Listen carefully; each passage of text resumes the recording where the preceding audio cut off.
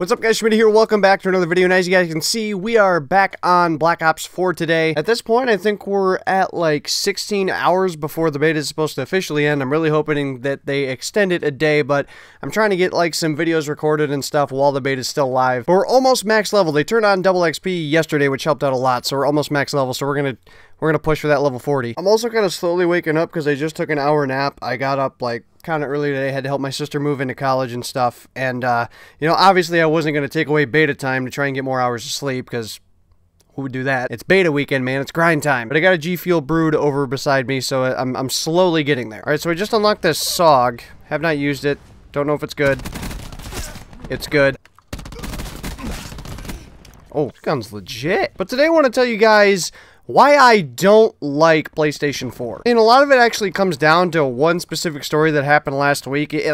I've always preferred Xbox. I've always been an Xbox guy. It's just how it's been.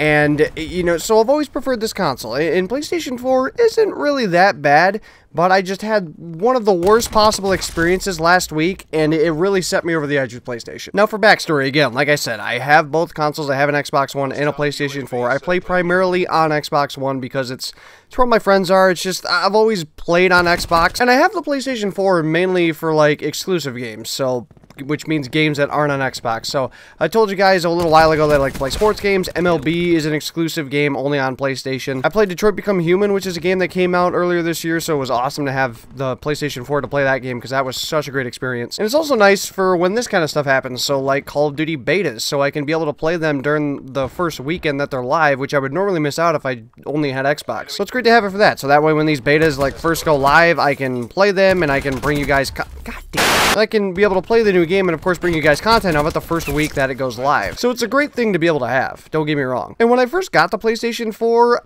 I mean, it was new, so I guess I kind of had a honeymoon stage with it, like, whoa, this is different. Like, this console is essentially very similar to the Xbox One just because it's the same generation type of console and they're both made to do about the same thing. So I kind of liked it at first, and, you know, it just kind of wore off because I was like, man, yeah, I do miss a lot of the features that the Xbox One provides as compared to the PlayStation 4. And as I've told you guys on multiple occasions as well, I don't have like a SCUF or any special controller for the PlayStation like I have for the Xbox, so that also kind of doesn't make me want to play the PlayStation either. And so I'm not going to sit here and totally bash the console and say that it is the absolute worst thing ever and that it's complete trash, because that's not the case.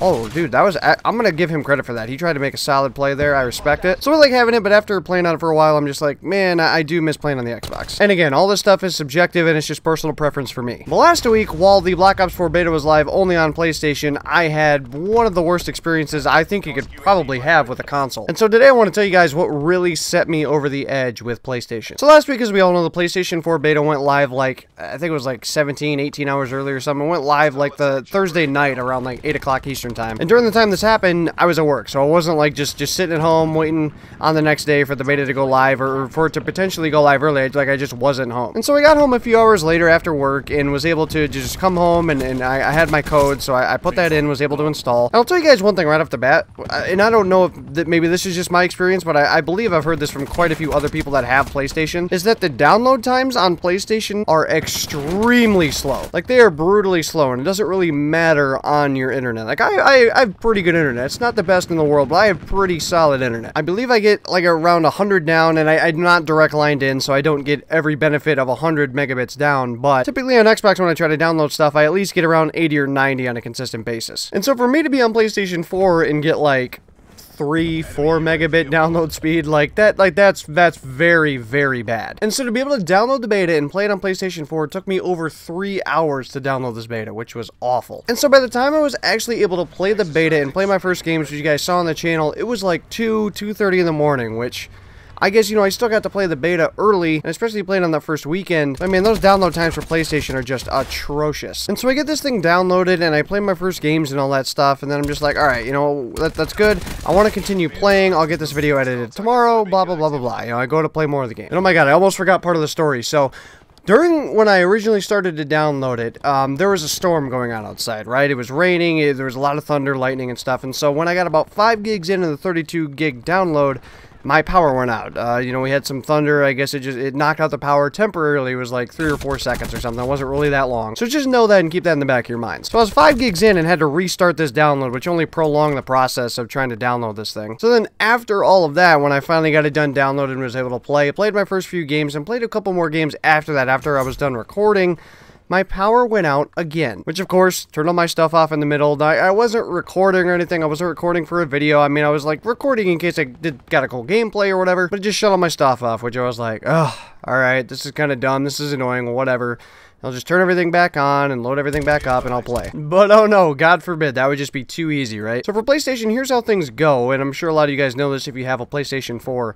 If your console just like loses power or just totally goes off via usually unplugging it or as well as power going out, and it's not like turned off the right way, to put it simply, your PlayStation doesn't like you very much. It goes back to like this old ass looking loading screen, and it just like it basically just takes you through all the stuff like, remember to turn your PS4 off the right way so you don't have to go through this, you know, we have to reset up and check your storage device for your PlayStation 4. It's all this stupid stuff that's so unnecessary. That's how PlayStation 4 works when your console turns off unexpectedly. And when this happened the first time, and multiple other times that this has happened as well, I've turned it back on, it's done the system storage status check thing. I think that's what it's called. And it's fine. Again, the PlayStation doesn't like me very much when it happens, even though there's nothing I can do when power goes out. But every other time, it's done everything normal. It's just booted right back up eventually, and things have been fine. Well, this time when it happened, it could not check my system storage status. So it would check it, and it would get to about 61% or so, and then it would say, cannot turn on PS4.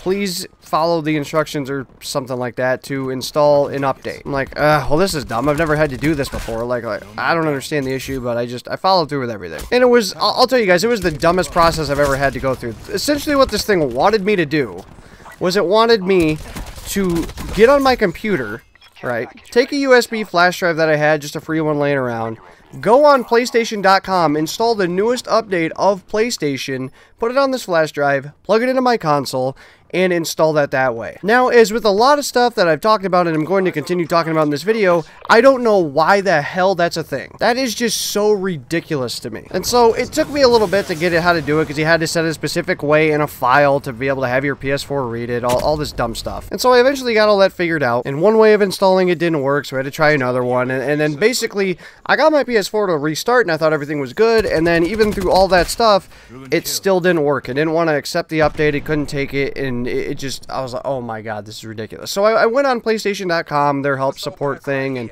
basically looked at what my options are. And so by doing all this, going through the support and everything, essentially what I was left to was I had to fire up my PS4 in safe mode. Again, if you guys are PS4 owners, I'm sure you're well aware of what safe mode is. Essentially what I will look at it as now is PlayStation hell. And so I believe there's 7 options, and they range from things like just restarting your PS4, checking for a software update, starting it up in like a different graphical settings. And so at the bottom of this thing, there's 2 more options, and both of these, basically, it's called Initialize PS4.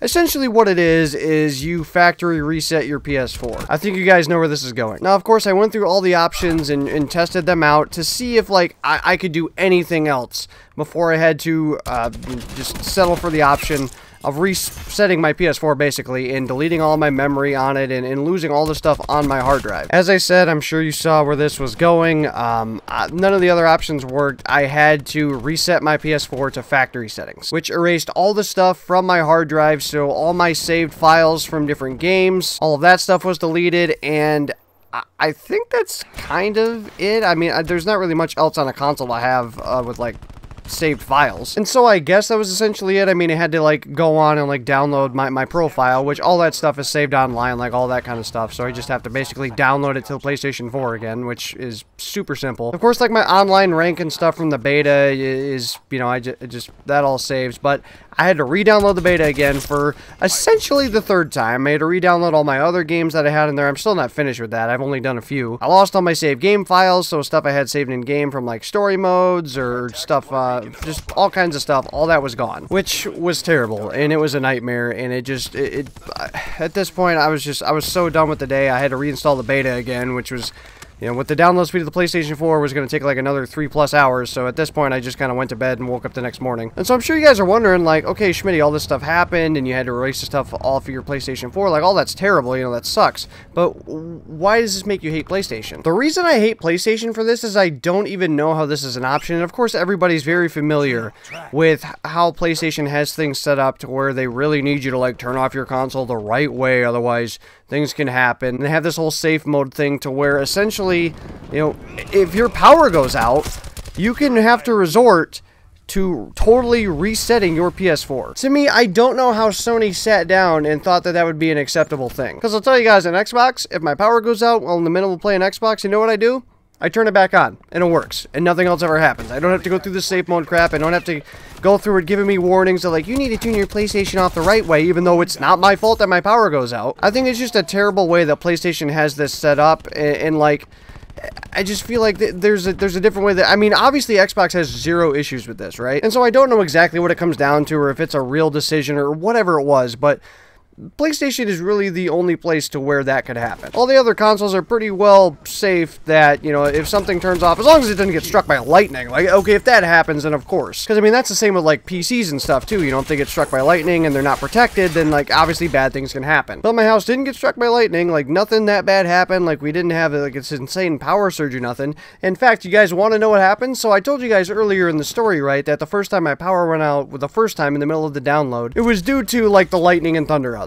When it went out the second time, a few hours later, it was just a beautiful night. It was done with the rain, like nothing was going on, just a clear night, nothing was happening, which tells me that somebody messed with the power wherever the big power resource is around town. I really don't know where that would be, but somebody messed with that for whatever reason, and because of that, that caused my PlayStation to lose everything. And so yes, I guess I should equally be upset to whoever decided to mess with the power when nothing was wrong. It was just so annoying because it was a perfectly calm night, and the power, like, didn't surge out like it did kind of the first time due to the weather. Like, that time I could have more so understood it. The second time, it was like it was the blink of an eye it was out. The blink of an eye it was out. Like, you hardly even noticed it, other than the fact that everything shut off. And so that's essentially the story. Basically, my beef with PlayStation is, like, that shouldn't be an option. Like, I shouldn't be at risk to lose everything I have downloaded on my PlayStation because the power goes out, which is something that I can't control. I don't know what Xbox does differently to prevent this and to make it so, like, that is not an option for Xbox. So that's my beef with you, PlayStation. That was not a fun night. And I've also got a lot of beef with whoever decided to mess with the power when it was a clear night at 3 a.m. when the power didn't need to be messed with. And so let me know down below your guys' experience with PlayStation. I know PlayStation is the more popular console, and I'm not trying to bash this or start a console war and compare, like, side-by-side UI menu systems or something. I just subjectively prefer Xbox just due to my personal preferences, and, you know, that whole thing with PlayStation just really tilted me, and I don't know why that's an option. And so without starting a console war, down in the comments, let me know if you've had any of these kind of experiences with either console or a PC or some other device. It's one thing to be in the middle of a beta game and just have everything shut down and have to restart everything up.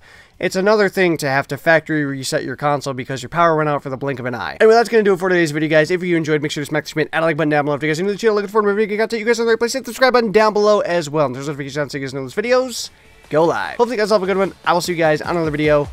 So long, everybody.